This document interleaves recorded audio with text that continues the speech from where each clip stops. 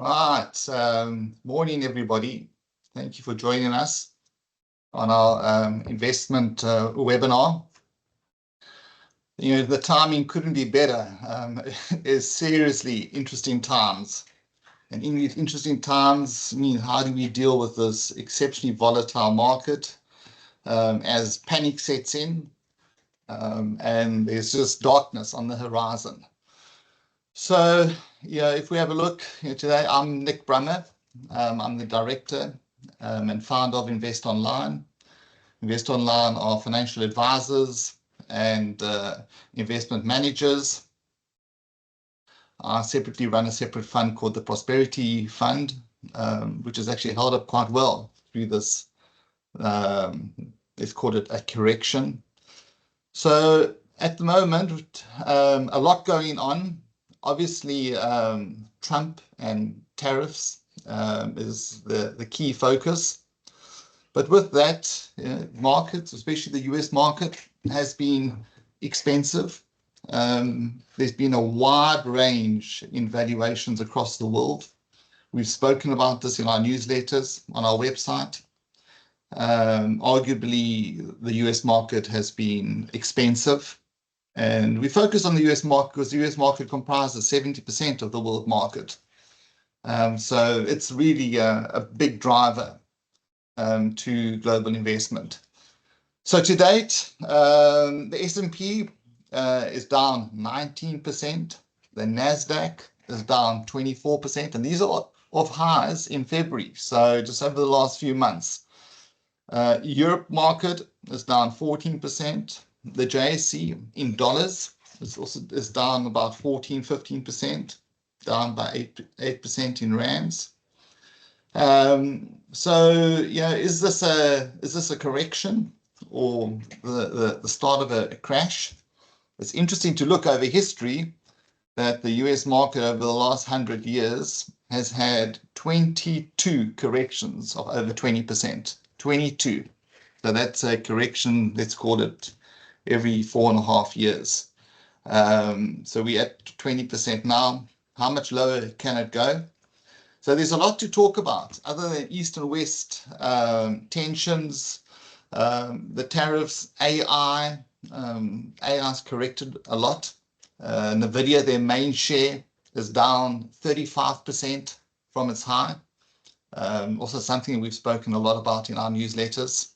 That it's inevitable for there to be some kind of correction, which is taking place now. And then obviously on the SA side, the GNU holding up, and US, the effect it could have on SA, ostracizing SA. Ramaphosa, who's going to be his successor. And also obviously the Rand taking a knock now.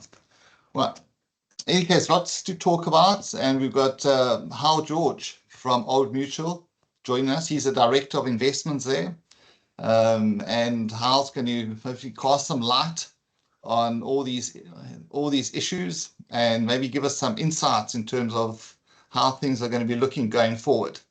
Hywell, thank you for joining us. Pleasure. Morning again, Nick. Morning, everyone. I'm going to share some slides to help us get through this. You are getting this, as Nick intimated, in kind of real time. Markets are extremely volatile. I'm just reading headlines about what China is doing in response to the tariffs overnight. And China will, quote unquote, continue to take resolute and forceful countermeasures as US tariffs kick in. That's about 10 minutes ago. And tariffs of 104% are now kicking in on China as we speak.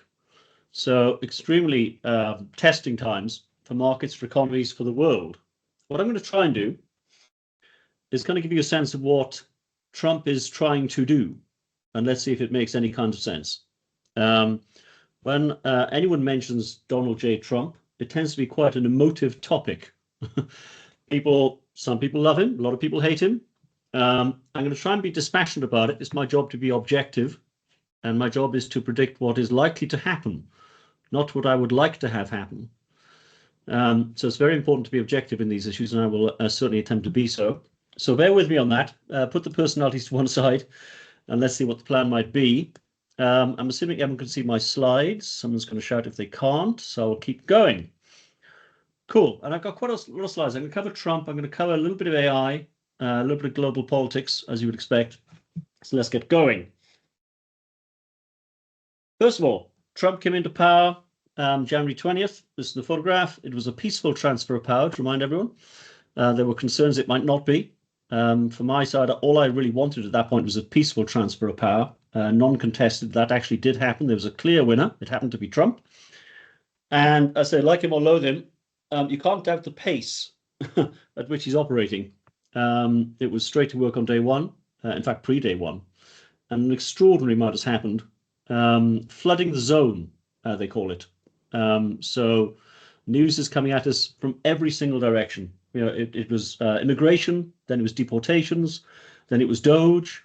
Now it's tariffs. Next week it'll probably be Iran, then it'll be Ukraine, then it'll be the Middle East again.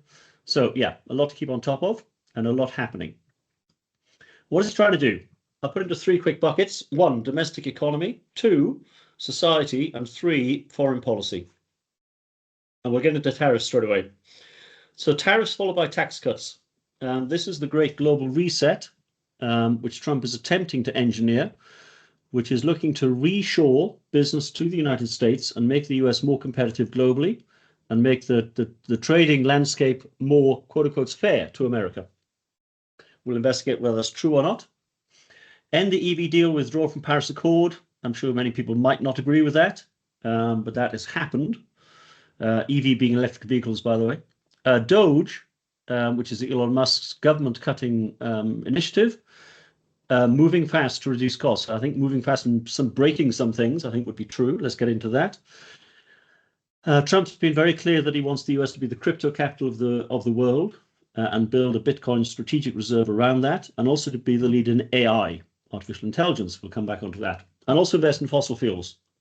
Again, like it or loathe it, that is happening as we speak. In fact, he signed a bunch of executive orders just last night in terms of clearing the way for more coal plants in America. Clean coal, as he very pointedly says. So tariffs. Oh, this is quite a small chart. This tells you the tariffs which have been put on the various countries. The right-hand column is the relevant one. China 34% tariff. They replied with their own reciprocal 34% tariff. EU 20%. Vietnam 46%.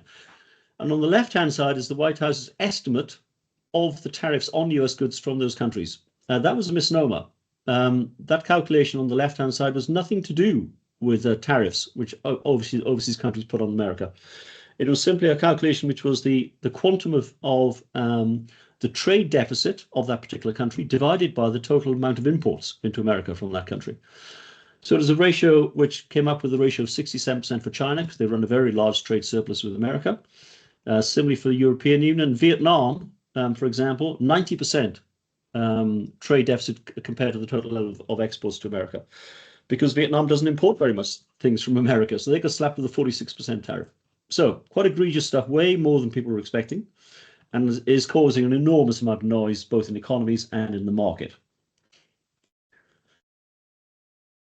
To put in context, I mean, to be clear, the US actually has had very low levels of tariffs compared to the rest of the world. That is factually correct. They've run at about 2% on average.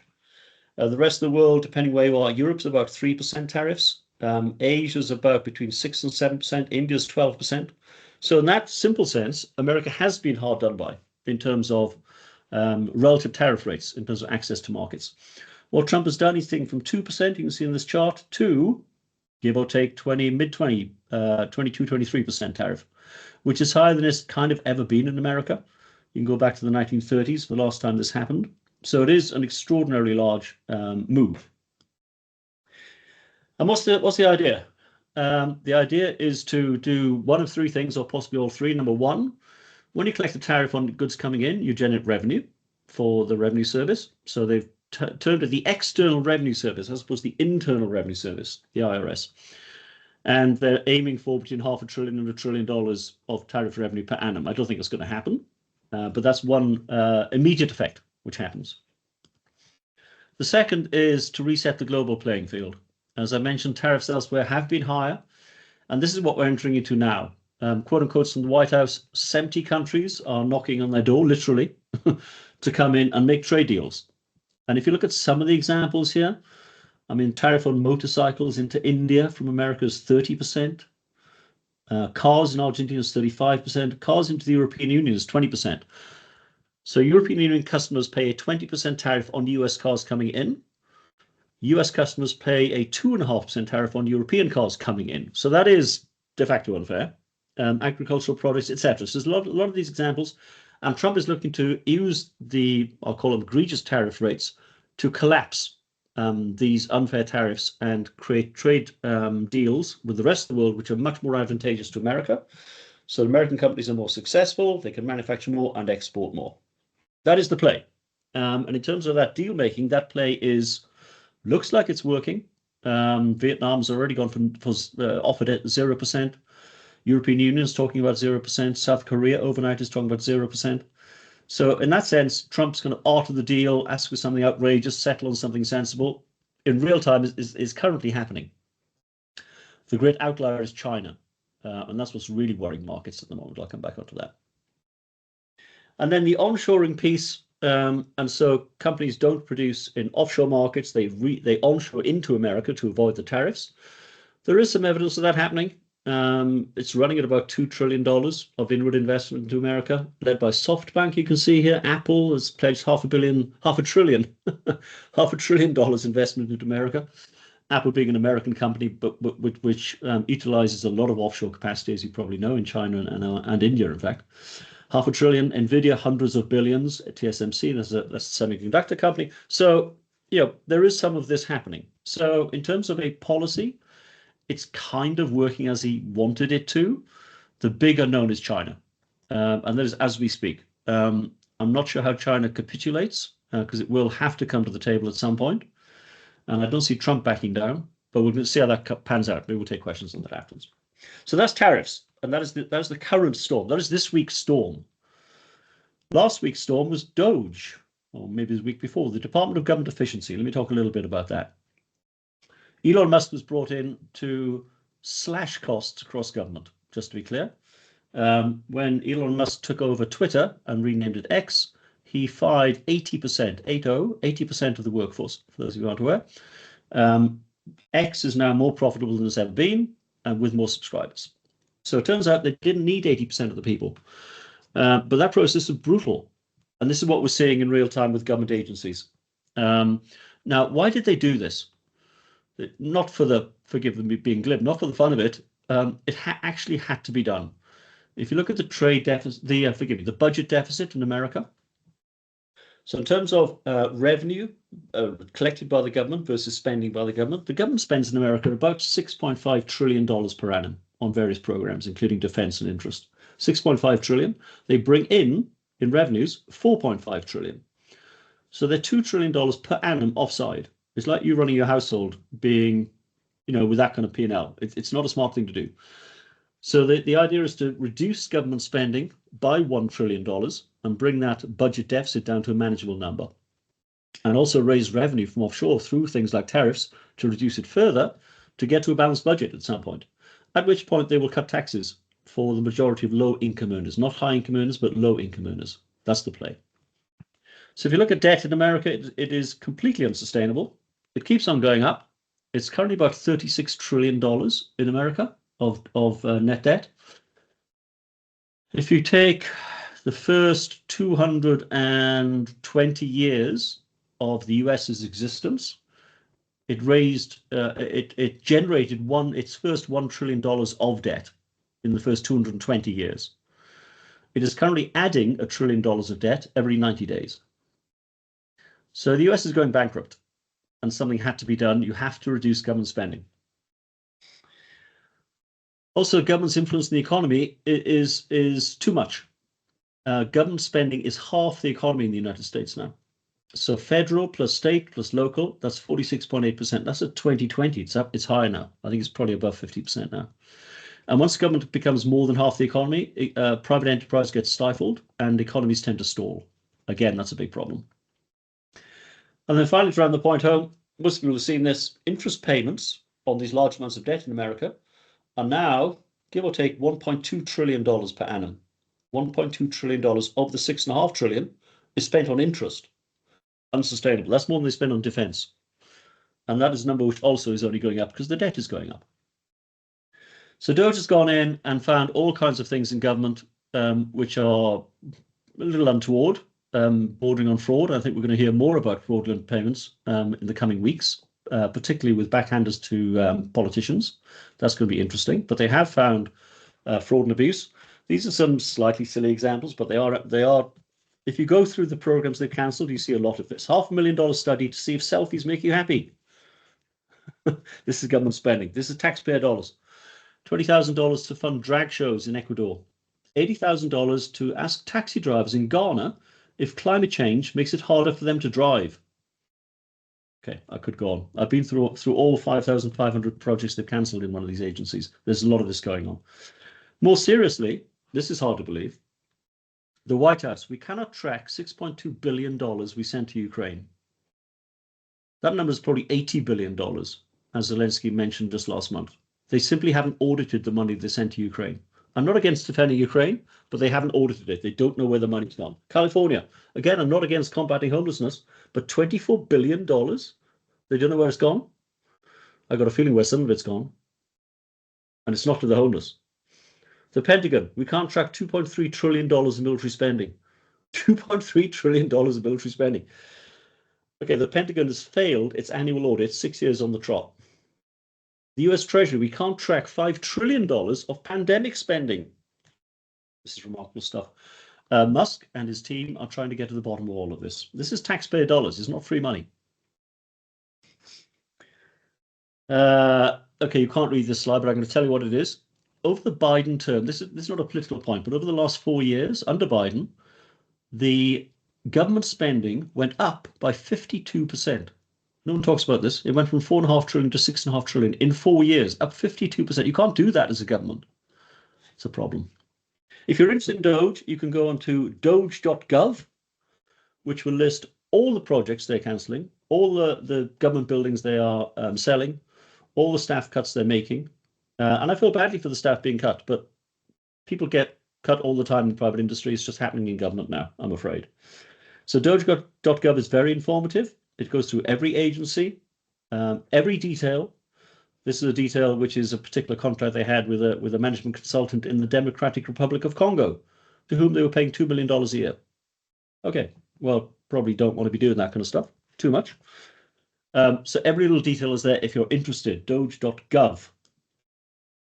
And they've saved $140 billion so far. They want to get to $1 trillion. They've been at it for 3 weeks. Pretty impressive. All right, let me move you on. Social policy. I'm not going to spend too much time on this. This is the more contentious areas. Often ban all government DEI programs, diversity, equity, and inclusion. All government DEI programs have been banned, and private sector are also banning them in America. That is what it is. Seal the southern border and begin deportations. Illegal immigration. This is not about legal immigration. It's about illegal immigration. That has been sealed. Illegals are coming in at between 1 and 2 million per annum in the last years of the Biden presidency. It is now zero, basically. Deportation has begun. There was a ruling by the Supreme Court overnight that Trump is allowed to deport gang members back to their port of origin. That was blocked by the courts briefly. That is now going to carry on going. By the way, deportations, nothing new about deportations, by the way. Every president does them. President, who was it? Obama was called the deporter in chief. President Obama, in his terms, deported 3 million illegal immigrants. Trump is just doing the same. Release contentious historic FBI files. JFK file came out. Did anyone see that? Not a lot in it, turns out, slightly disappointingly, for the conspiracy theorists. Pardon the protesters, I'm not going to get into that. And government employees back in office 5 days a week. Pretty radical stuff, and they're squealing about that. Border encounters are down. I mentioned that has come down a lot from between Biden and Trump. That has been a success, if you see as sealing the border as being a success. People are generally in favor of this policy. It's probably important to remember, in America, those in favor of deporting illegal immigrants, 63%. Okay. So a lot of societal change, marked societal change. We could talk about all these things for quite a long time, but we don't have time today on every one. Foreign policy. This is an important one. In a sense, the bottom point there is probably the most important one. That's the framing of this discussion. Trump's agenda is to extend and solidify the US's geopolitical sphere of influence. And all of the subparts of this, be it Greenland or Ukraine or the Middle East, are all part of that journey. He sees China as encroaching on the rest of the world, which they are doing. And he wants to push back on that and create a, well, what I call a North Atlantic alliance, including Greenland, including Europe, down to the Panama Canal, which is a robust sphere of influence compared to the Central European Russian one, compared to the Chinese Asian one. That's the play. And all of these things play into that, including Ukraine. Ukraine is, I'm not going to get into the is it good, is it bad? Is Putin good? Is he bad? He's probably bad. But I'm going to try and tell you what actually is happening. And what is happening is that enormous numbers of soldiers being killed. It is probably well over 1 million now. Those are not well publicized figures. It is a stalemate. It is a war of attrition. And the borders are what the borders are currently in terms of the front line, if you can call them that. And I do expect a peace deal. The peace deal, and again, I'm telling you what I think will happen, not what I want to happen. What I think will happen is that we're going to get a peace deal in Ukraine because it's part of bringing Russia back into the global economic system. The US wants Russia back in the game. And it wants it back in the game because it wants to be closer to Russia, because Russia is getting too close to China. This is the play. Ukraine is just part of that. The peace deal will be a new border along current lines, basically. So the Donbass will go back to Russia. Crimea will remain with Russia. Russia will retain access to the Black Sea. Ukraine will not be allowed to join NATO ever, or at least for 20 or 30 years, whatever they come up with. And there will not be European peacekeeping forces on the ground. That is not going to happen. There will be a US minerals deal, and that will be the de facto security guarantee. Ukraine is also important because there are a lot of minerals there. If you look at, it's not just rare earths, but it's most green minerals. If you look at minerals globally, sure, including oil, gas, etc., green minerals, rare earths, you name it, Russia's got $75 trillion worth. It's the biggest in the world. The US got $45 trillion, Saudi Arabia, etc. You've got about $30 trillion of assets in Ukraine in terms of mineral rights. It's not on this list because it's not well mapped. But the estimate is about $20–30 trillion. So it's worth having. Russia will get some of it. America will get access to some of it in a 50-50 deal with Ukraine. And the Russians want peace. This is a poll taken about a year ago. I could have updated this. It would show the same thing. The purple line of Russian people, do you want to continue the military operation? The purple line has gone down to 35%. The blue line, moved to peace talks, is up to 50%. So the Russians do want peace. And Putin, even though elections don't mean that much, and he is pretty cemented in his power base, he does need popular support, and he can only carry on so long with this war. And the markets think it's going to happen. These Ukrainian bonds trading at a bombed out level. Sorry, that's not a purposeful pun. And have they recovered? So Ukrainian bonds are suggesting to you that the market thinks that a peace deal is coming. Middle East. This is Trump's plan for a grand rapprochement in the Middle East. These are the number of people who've been killed in Middle East conflicts. It's millions of people. I'm sure we would all hope for peace in the Middle East. And the play will be extend the Abraham Accords, which was signed under the last Trump administration, which was a peace deal, effectively a diplomatic recognition of each other's status between Israel, the UAE, and Bahrain. And Saudi Arabia was about to join that before October the 7th and those tragic events. Saudi Arabia will be the kingpin for the Middle East under Trump's partnership, if you call it that. They will be the key player, which is why the Russian-Ukrainian negotiations have taken place in Riyadh, in Saudi Arabia, under the tutelage of Mohammed bin Salman, MBS. MBS will be one of the key players who will keep peace in the Middle East. Iran will be pressured. Talks with Iran are starting on Saturday in terms of denuclearization, because they are close to getting a nuclear bomb. And Trump will pressure Iran until it becomes acquiescent in terms of that broader deal. That's the play. Hard to get there, but that's the play. Greenland. Okay, when Trump talked about buying Greenland, everyone laughed.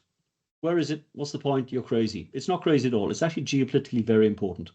Greenland is an enormous landmass which lies between Russia and North America, and critically is the entrance to the Arctic Ocean.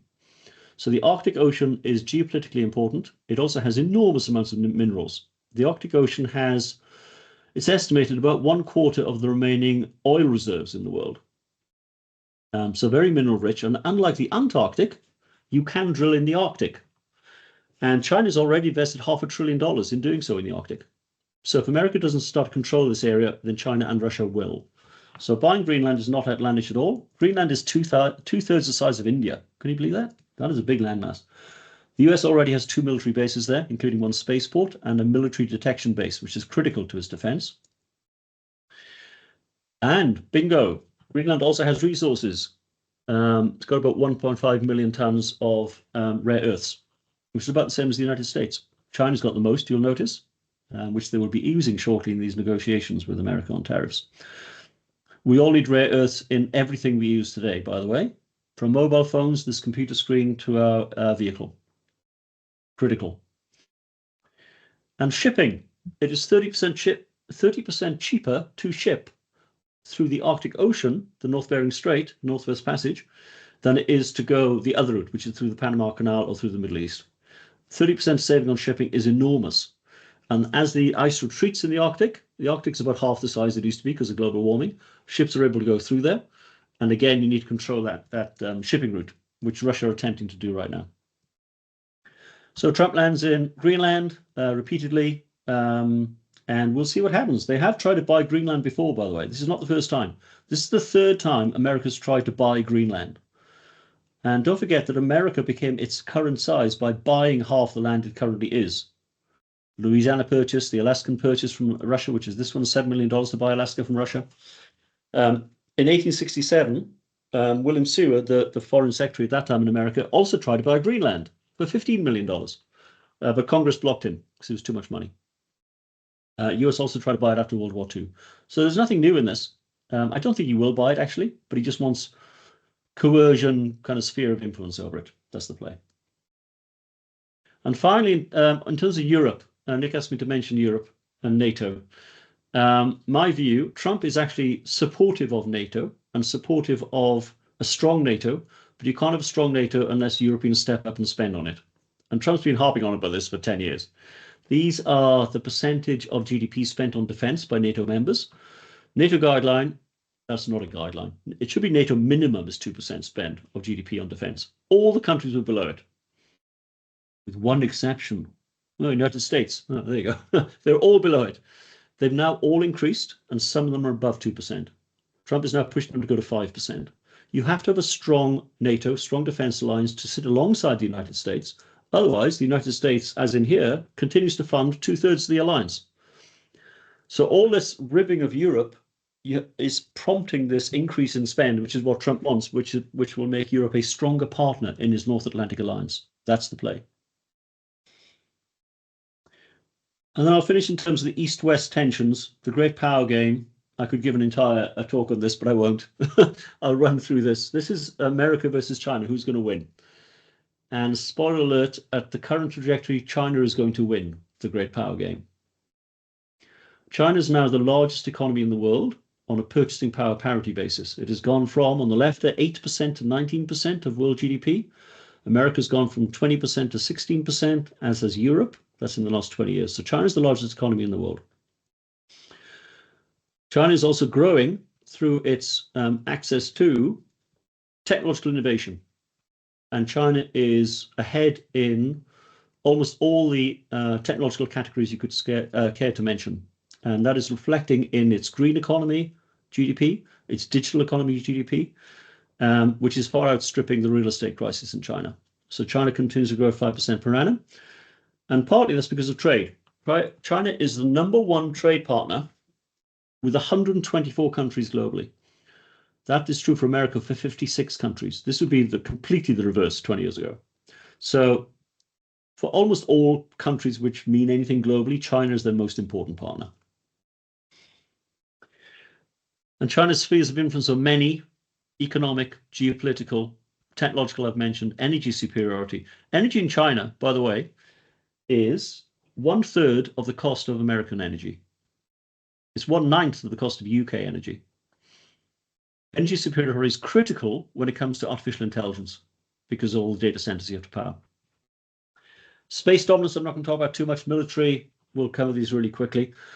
If you look up the Australian Strategic Policy Institute, which is a pretty independent arbiter, they do a survey every year of technological innovation across 64 categories: artificial intelligence, algorithmic progression, robotics, 3D printing, military technologies, you name it. This is on AI, and I won't get you to read this, but of the 64 categories covering those areas, China's ahead in 58 of them. Of 64 technological innovations which matter, China is ahead in 58.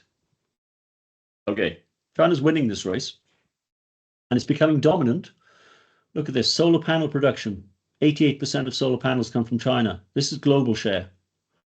If you've got a solar panel, it'll come from China. Civilian drones, 75%. Mobile phone production, 67%. High-speed trains, 60%. Lithium batteries, 63%. So all of these new economy technologies and industries, China is now already dominating, which is why we're seeing BYDs and Chevys and all those things, all these Chinese cars, MGs in South Africa. The Chinese are dominant in EV production already, way bigger than Tesla.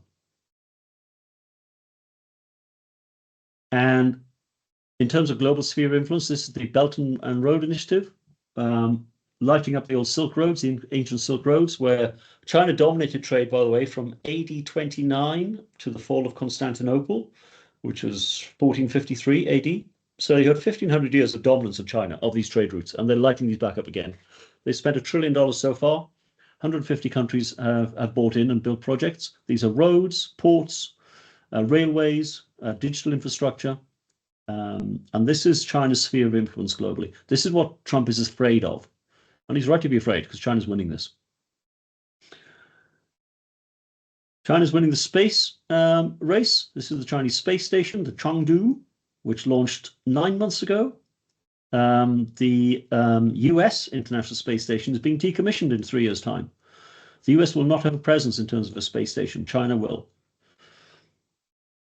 And China's landing on the moon in merry fashion in a way that US hasn't for 50 years. Anyone remember the Apollo missions? They stopped in 1972.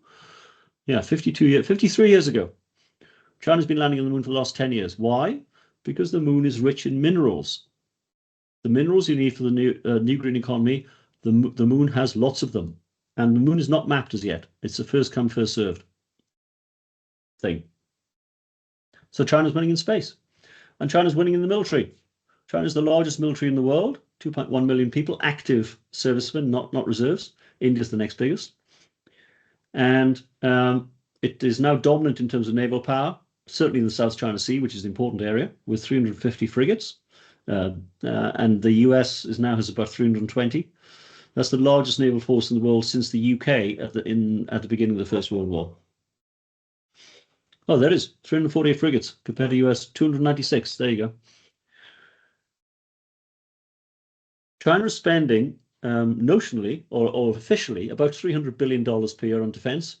The United States, US spends about $900 billion. So $900 billion plays $300 billion. But actually, because civil and military are so intertwined in China, China's spending, we estimate, around $700 billion per annum in military. And it's growing its nuclear arsenal, by the way. I'm looking at the clock. I think I'm all right for a little bit longer. Russia's about 4,500 nuclear missiles, but the same as the US. China's 410. That'll be 1,000 by 2030, with plenty of range to hit anywhere in the world, including South Africa, turns out. So these are ICBMs, and they got plenty to do a lot of damage.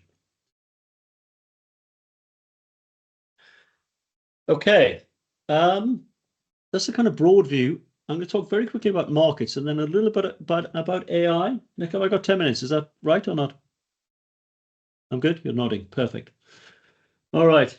So the US economy is suffering from this right now. Again, this is a real-time presentation. I'll see what markets are doing when I finish talking. This is a US Trade Policy Uncertainty Index. Trade policy is pretty uncertain at present.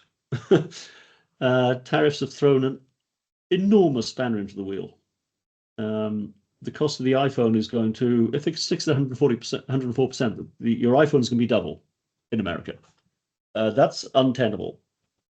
US auto production is dependent on offshore supply. So US car prices are going to go up. And markets hate uncertainty. I think a lot of these things are going to be resolved through trade deals. But China, again, yeah, let's hope we get some resolution there in the next few days.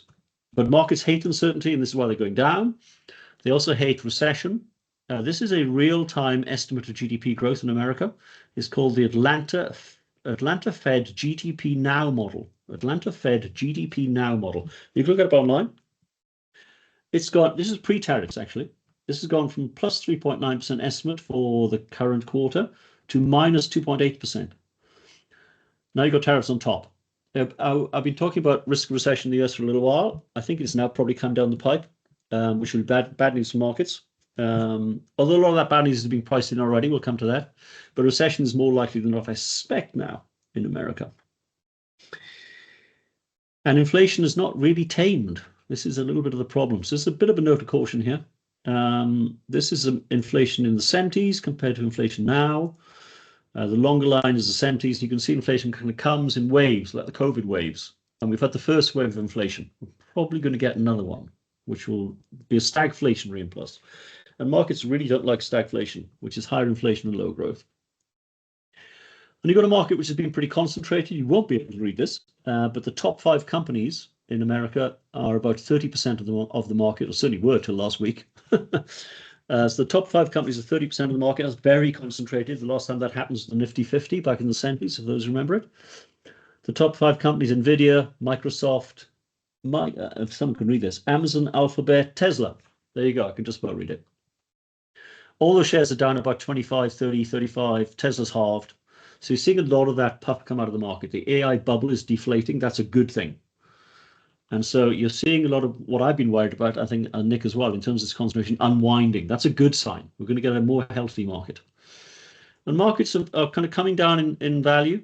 And we're seeing some value emerging, I would think, but we do have a weak US economy to look forward to and potentially higher inflation. So we're going to get more volatility. I'm certain of that. Will there be buying opportunities? I suspect there will. They may be outside the United States. We can talk about that. Strong context for other things, precious metals, gold, silver, crypto, for those who like it, uranium. So that's markets. I see I've got to talk about South Africa really quickly. So I'm going to do that very quickly now. US tariffs on South Africa. 30% tariff is not a good outcome at all for South Africa. However, as you can see on this chart, of South African exports in total, 8% go to America, 11% to China. So it's not as big as you might think. Some might think it's like 40%. It's not, it's 8%. And by the way, the AGOA deal, which is the zero tariff deal, only applies to 2% of that, 2% absolute of the 8%. So AGOA, if AGOA goes, which it will do probably in September, it's not that big a deal. It will be bad for citrus farmers, and I feel bad about that, and certainly other parts of the economy. But in terms of the overall picture for South Africa, this is not a complete car crash in terms of tariffs. The Rand is currently close to 20 to the dollar, I see this morning.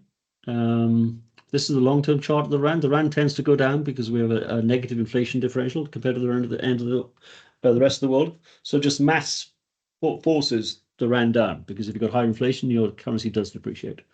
So that's the headwind constantly for the Rand, which is why we have a lot of our money offshore for our clients, and I'm sure I've aligned with Nick on that.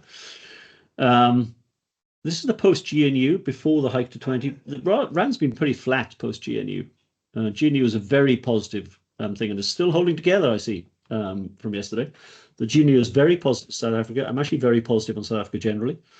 And the Rand at 20, I think, has probably got to be oversold. I'd have to venture at this point. Doesn't mean it will go lower, but it probably oversold. I'm going to talk for 2 minutes on AI. I'll show you probably just one chart. Okay. What chart will I show you? Okay, yes. Okay, I'll show you this one chart. Artificial intelligence. AI has exploded in the last, since ChatGPT came out 2 years ago, I think, 2.5 years ago. And that made AI real for everyone. Just in the last 6 months, AI has discovered empathy. So if you've got your chatbot, which is sitting at your bedside, treating your ailment through various nanodes in your body, whatever it is, people find the chatbot much more empathetic than their doctor. These are empathy ratings compared to responses. Physicians are bad, chatbots are good. And to have empathy with a human requires an AI to think like a human. And that's an enormous step forward. So these discoveries are happening at an enormous pace and are influencing all our lives, will continue to do so, and will happen much quicker than we think. Brain-computer interfaces. This is Elon Musk and Neuralink. Human trials have started. You put a implant into your head. It actually helps with things like spinal defects now, but it will link you to the internet and will link your brain directly to all knowledge. And we will be able to live forever. These are mice. This came out, I think, 1.5 years ago from Stanford University. The mouse on the right is getting older. The mouse on the left has been injected with what's called CRISPR technology, which is gene editing technology, and they found the aging gene. And they actually made this mouse younger than it was before. That's pretty amazing. I'm going to leave it there, Nick, because we could talk a lot about AI, and I'm conscious of people's time, and I'm happy to take questions if that helps. I think I'll stop sharing, shall I? So we can see people. Thank you. Good, thanks. Oh, wow. You really got through a lot there. Thank you very much. Obviously, a lot to think about, and then try and translate that into market valuations, which makes our job difficult. Probably the big thing is obviously the tariffs and the effect that's going to have on inflation. I mean, what's your view in terms of US inflation? And obviously, a lot of it depends on the tariffs sticking or not. Yeah. So I guess first on markets, if you take stock market price earnings ratio ratings, which is what we most commonly use to say are markets expensive or cheap, America's on about 18 times as we speak. That's down from about 24 times earnings. So some value is coming back. That's in line, a little bit above its long-term average. If you take Europe, it's on about 12 times. Take China, it's on about 10 times. South Africa's on about 10 times, but maybe slightly below that right now. So you've got a lot of value coming into markets outside America particularly. And I suspect that shift will continue away from America towards non-American nations as we go through this adjustment. So that's one thing. In terms of the economy, I'm nervous on the economy, actually on the US economy. I've been nervous for a little while. I've been nervous about inflation because inflation doesn't tend to come back immediately to 2%. It kind of gets stuck. And that's what we've seen. So inflation in the States is about 3% and a bit now. And the danger is that you get, through tariffs, more inflation coming into the system. Your iPhone is double in price. That goes into the price index. And so if you get rising inflation and you get some lower growth because of all this uncertainty, then it puts the Federal Reserve in a very difficult position. Do they raise rates for inflation or do they cut them for growth? So it's going to be a very testing time in the next 6 months, which is why I expect markets will continue to be volatile. No one should do anything crazy. You should stick with your plan and we'll see it through in the long term. But in the near term, we're going to see more volatility, I suspect. But there will be buying opportunities, I think, outside America as we get through that. I mean, it's fascinating seeing in the US, the Republicans starting to push back. I mean, you've had Ted Cruz, Texas senator, saying that if it continues like that, at the midterm elections, there'll be a bloodbath for the Republicans. Obviously, Elon now is starting to fight with Trump's advisor. So things are starting to unravel. So I think we've got to hold on. Yeah. I think there's still going to be that bumpy ride as tariffs are probably going to have to unwind to some degree. Huh? I agree. And the one thing I'll add to that correct comment is I think you are going to see more political uncertainty. I think that's right. And we are undergoing, via Trump, an enormous economic experiment, which has never been tried before in the modern era, which is to hike tariffs very high and attempt to remanufacture a whole economy the size of America. You know, that has never been done before. It may work, it may not. The real question for me, will the collateral damage be so much in getting there that it becomes self-defeating? That is possible. Yeah. And then the Republicans will turn on Trump. And I've said all along that a recession would be Trump's Achilles heel. It's fine as long as everything's fine. He can kind of do whatever he wants because he's got a good mandate. Yeah. But once you get a recession, that changes a lot. So we'll see how that goes. Yeah. Just a thing on China, some really interesting slides and how on China. So it's interesting with you saying or showing us, I mean, China beating US across many different industries, but the Chinese market is half the value of the US market. I mean, doesn't that scream that is, that disparity is just too large between the two markets? And I agree. I mean, the transmission mechanism from economic success to stock market is very inefficient in China. It's very efficient in America. So if you take the Chinese economic miracle, which is 7% per annum GDP growth for 30 years running, 7% per annum for 30 years, if you'd been able to predict that ahead of time, you'd have been very long the Chinese equity market. And you would have been very wrong, because the Chinese equity market did precisely nothing for 30 years. Because all the value add went to the state and to state-owned enterprises, all lost in the accounting or in governance problems. And so the transmission mechanisms are very inefficient in China. So you're battling that the whole time. They got a little bit better, but you're battling that in terms of calling a macro call and hoping it comes through in the stock market. The US, it tends to come through. We should never forget, even in America, 80% of economic activity is not quoted on the stock market. In Europe, it's 90% is not quoted on the stock market. So stock markets are not always the great barometers of economies we kind of expect. A lot of it is private enterprise. So you've got to kind of take a bet that China has kind of reformed in terms of governance and the standards in South Africa from a stock market point of view, as well as being successful. And just maybe just with China, always a question is the probability of an invasion of Taiwan? I don't think so. I could well be wrong. My sense of President Xi and what China wants to do is a mass, peaceful, creeping control to be the number one power in the world by economic coercion. They really don't need a war. They don't want a war. They're building a massive military so that they can achieve that, because you can't achieve it without a massive military. And so it's the peace through strengthening. No one's going to mess with you if you've got a massive military, whereas they will if you don't. So that kind of dichotomy between we've got a huge military and we're peaceful is a perfectly normal one to me.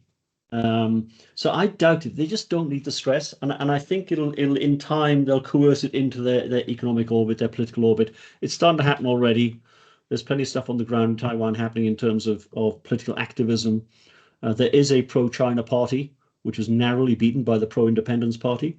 So the next election could easily be pro-China, and then you're done. I suspect they'll play that game. I don't think they'll use this chaos as an opportunity to do that. Well, we hope so. And then just turning to SA, I'm going to put you on the spot here a bit regarding the Rand. Everybody's always wants to know where's the Rand going. It's probably been the most difficult call to make, certainly through my career.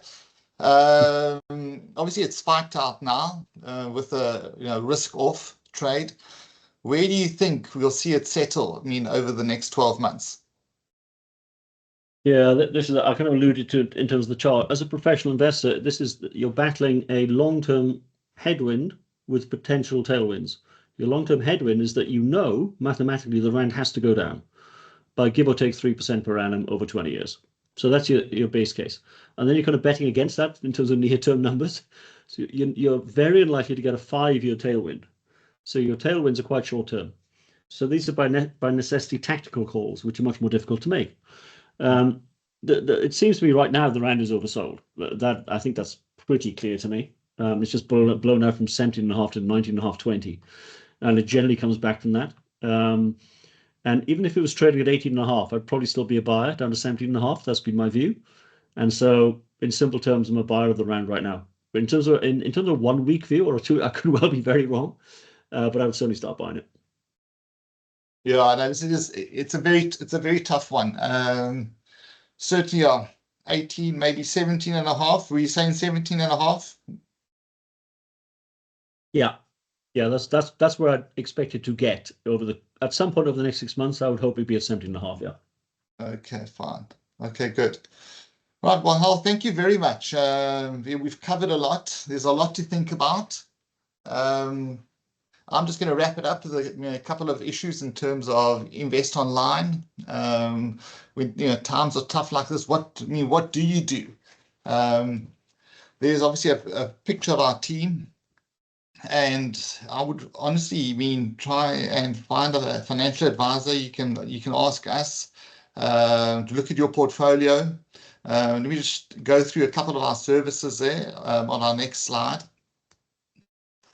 So, we do investment advice, portfolio management, we do fund research, and also the direct offshore investing, financial planning, retirement projections, improving your tax efficiency, and also your estate and legacy planning. So, certainly in these unsettling times, I would highly recommend that you look at your portfolio and see that you got the right risk that suits your goals that you want to achieve. We see so often retired folks having the wrong amount of risk, either way too much risk and often way too little risk. Bottom line is you need to have risk to beat inflation, but you need to have the right balance of risk. And yeah, finally, I think really a great service that we do. We do it free of charge. We do a financial plan. And this financial plan gives you visibility of how long your money is really going to last through in retirement. And there's a lot to think about. And we've just got them just around this graph. So the graph really shows an example of how long one's money would last. And you've got to take into account income, inflation, living expenses, medical costs, travel goals, if you're going to have a new vehicle, estate costs, liquidity, offshore investing, taxation, your portfolio strategy. So there's a lot to go into it. And taking account of all of those will give you some visibility. And we've got a really fancy model that takes into account different tax structuring, etc. So, I'd really recommend you embark on going down that route of doing a financial plan. If anything, it's just going to be some really good peace of mind. In any case, that's really it from us. Hal, thank you again for being part of this. I really would urge people to try and be calm, have a look and see if you have the right risk in your portfolio.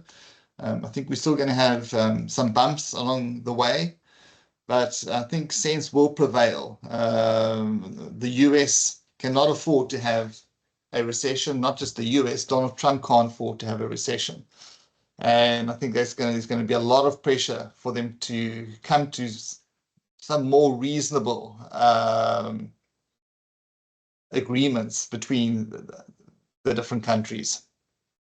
In any case, thanks for everybody joining. I'd urge you, to go to our website, investonline.co.za, have a look at some of our investment reports that we've done there, a market outlook, where we've spoken about the expensive US market, AI, and that there probably should be some correction, looking more at emerging markets. Have us visit those reports.